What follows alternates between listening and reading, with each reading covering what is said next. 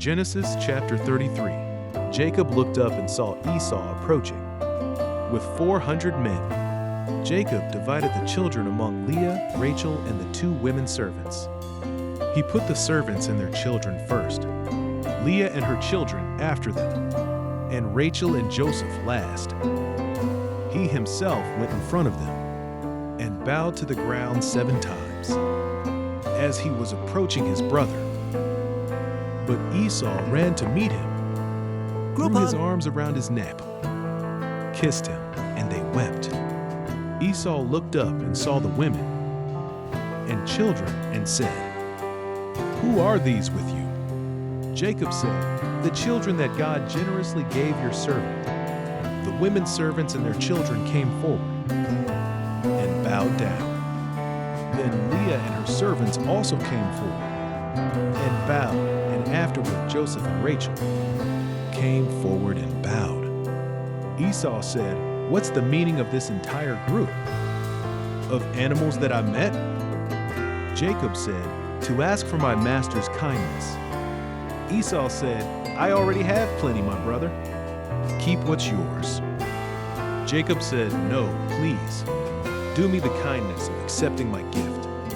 Seeing your face is like seeing God's face.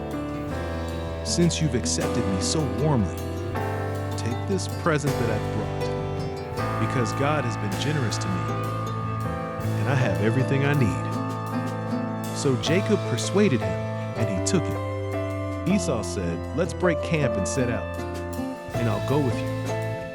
But Jacob said to him, "My master knows that the children aren't strong, and that I am responsible for the nursing flocks and cattle.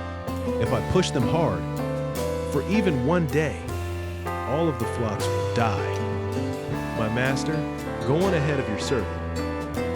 But I've got to take it easy, going only as fast as the animals in front of me and the children are able to go, until I meet you in Seir."